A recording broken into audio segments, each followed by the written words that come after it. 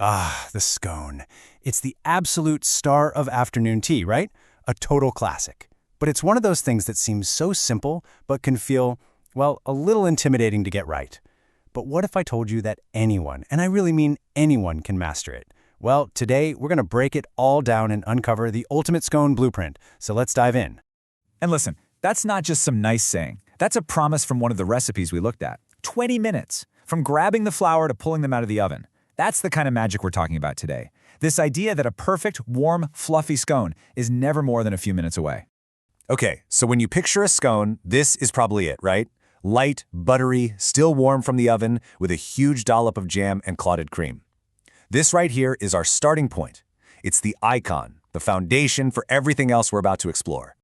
But as we started digging into more and more recipes, savory ones, vegan ones, scones packed with all sorts of fruits and nuts, we started wondering, could they all be connected? What if there was some kind of universal method hiding underneath all those different ingredients? And that's exactly what we did. We took 9 completely different scone recipes, everything from that classic one to a spicy chorizo and manchego scone, and even a fully vegan version. And we basically reversed engineered them. We were on the hunt for that common thread, the absolute core technique that makes a scone, well, a scone. And here it is. We're calling it the Scone Blueprint. Now, this isn't one single rigid recipe you have to follow to the letter. Think of it more like a flexible framework.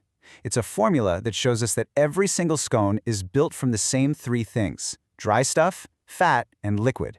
And they all rely on that same super gentle technique to get that light, fluffy texture we're all after. These 4 steps, this is the heart and soul of every single one of those recipes.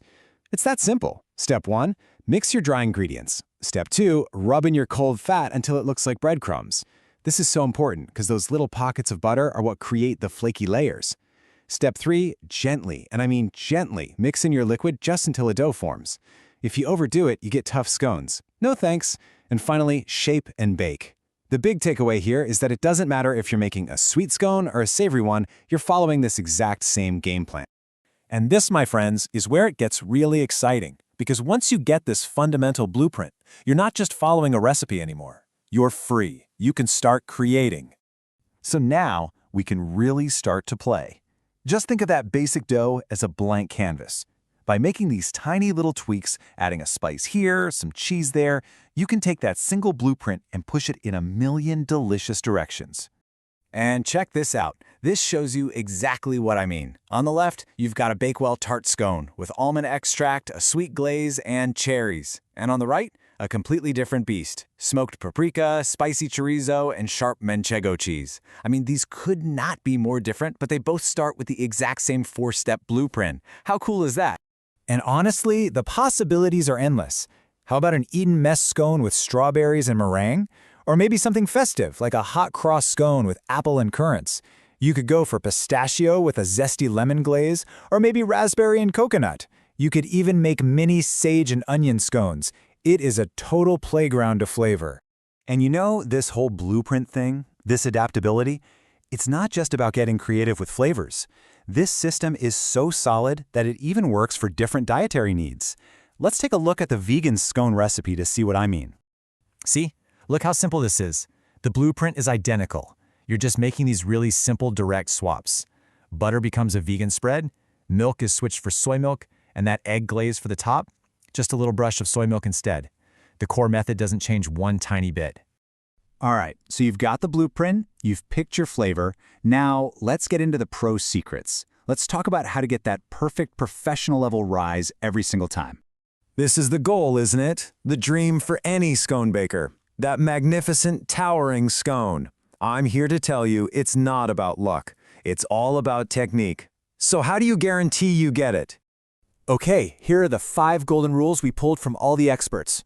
Number 1, handle with care. Seriously, don't overwork the dough. Just a few kneads is all you need. Number 2, go thick. You've got to pat that dough out to at least 2 centimeters, sometimes even 4. Number 3, get a clean cut. Push your cutter straight down and pull straight up. Don't twist it. Twisting seals the edges and stops that beautiful rise. 4, a hot start. Always put your scones on a preheated baking tray. That initial blast of heat helps them spring up. And finally, number 5, the chill factor. Some recipes suggest chilling the dough before baking. This firms up the fat, which helps create an even better, flakier rise in the oven. So when you boil it all down, here's what we've really discovered. The secret to an amazing scone isn't some magical list of ingredients. It's all about understanding the method. It's about the blueprint. Once you know the how, the what is completely up to you.